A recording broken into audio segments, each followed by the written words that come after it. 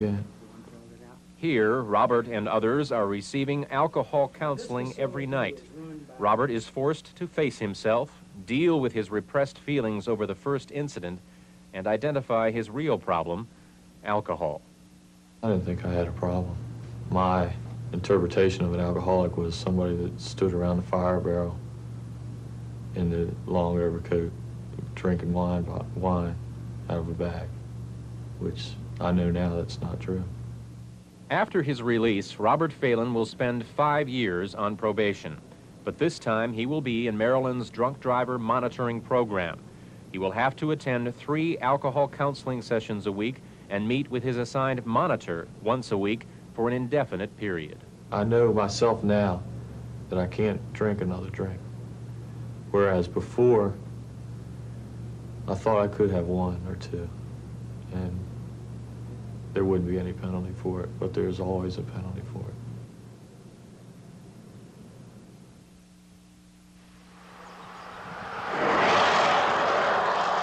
A peaceful summer Sunday morn was split by the thunder of a collision on a curve in Maryland. Dennis Crouch, on his way to Army Reserve training in his light truck, had been hit by an impaired driver in a van. Dennis died. His wife, a police officer, was 8 months pregnant at the time.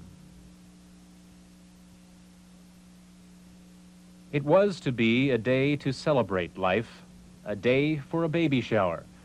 But the surprise was death instead.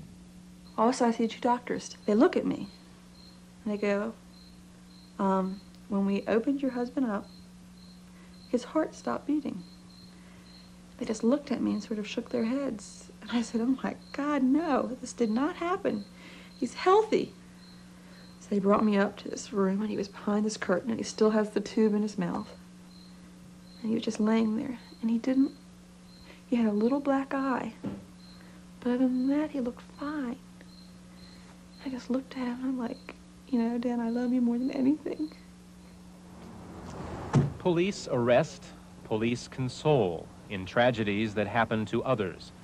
This police woman found it very hard being a victim herself. I was trying to make a deal with God. I said, God, I don't know this baby. I don't love it yet. You give me Dennis back, and you can have this baby. Because the second it's born, I'm going to love him more than anything. Change the rules you got, God, because I want that man back. They want people at airports to meet these people as they come. I think my first few months back to work, they thought, she's lazy. She doesn't want to do any work. You know, she's using her husband's death as an excuse not to do things. Because I didn't have any motivation. Okay, I'll be with you in a minute. Thank you very much, sir.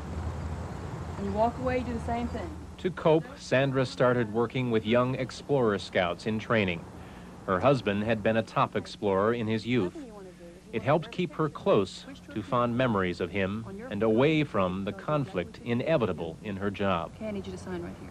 I have had to testify in court on a DWI arrest that I made prior to my husband's death. And the defense attorney took every shot he could, had me crying and in tears and telling me that I was lying on the stand because now I could no longer testify on any kind of a drunk driving case because my husband had been killed by a drunk driver and that I was going to lie and say anything in order to convict this person of drunk driving. I pride myself in being a professional police officer, and handling a drunk driving case could be very, very difficult. Dennis was my life, and so I'm different because he's not there anymore. I think I'm most emotional, though, when I see happy people. It just reminds me of what I lost.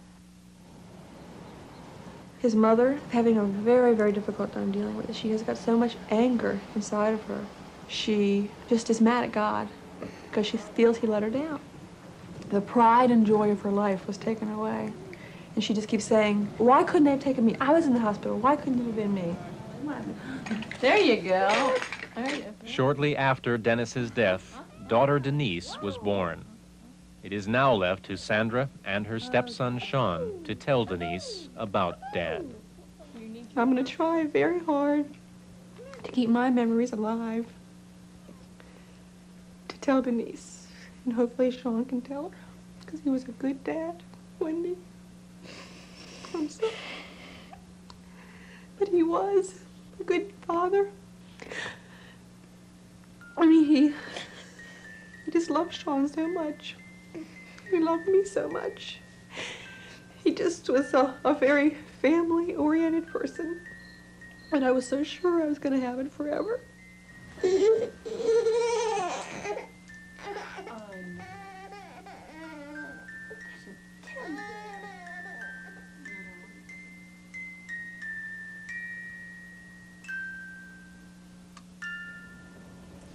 The driver who collided with Dennis Crouch pleaded guilty to driving under the influence and crossing over a center line. He had been working long hours the night of the incident. Around midnight, began celebrating with colleagues. For several hours, he stopped drinking, even cooked breakfast. Police estimated that he had about 5 or 6 drinks in his system. He wasn't blind drunk. In fact, sadly, when he goes to bed each night, he remembers almost everything. The seconds before impact that now seem like an eternity. The panic when he couldn't make the right move.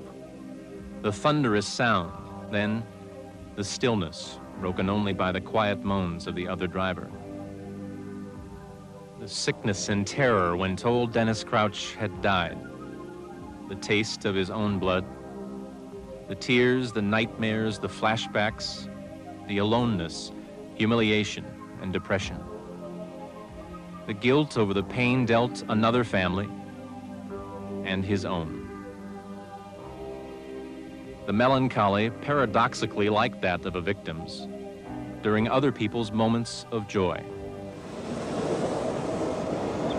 He remembers the slow turning of the legal ratchet, the trial at 5 months, the sentencing at 7, the license revocation at 9, the civil suit at nearly a year, the community service and probation beyond.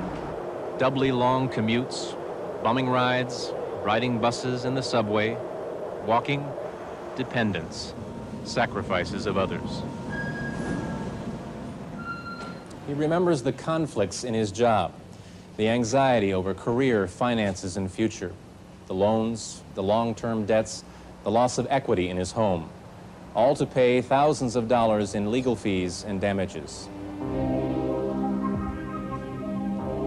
He remembers the frustration of Catch-22.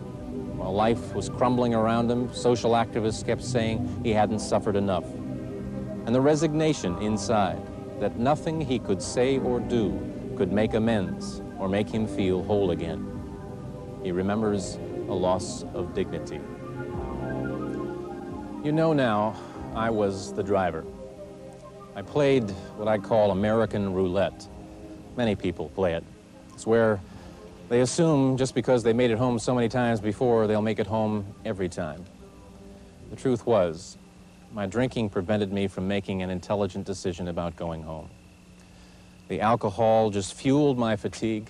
I had no business being on the road after being up for nearly 24 hours. It is so clear to me now. Why wasn't it then? I had to read the impact statements of the Crouch family before my sentencing. They were devastating. I thought that if you heard them and the comments of others on both sides of the wheel, maybe you would be moved, if not by regard for others, by enlightened self-interest, to reevaluate your behavior. Believe me, you do not want to go through this. You do not want a relative or a friend to go through this. Although some of the people in this program objectively were at greater risk of having this happen, none of them thought it would happen. Perhaps like you? I can't turn back the clock. God, I wish I could. But as someone said, maybe I can wind it up again. We could all do a better job at prevention. Those who have suffered and died deserve that. It may give some meaning to their suffering.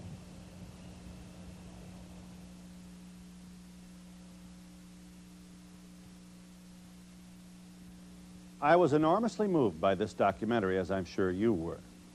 This program is very unsettling to me for several reasons. I'm a beer drinker.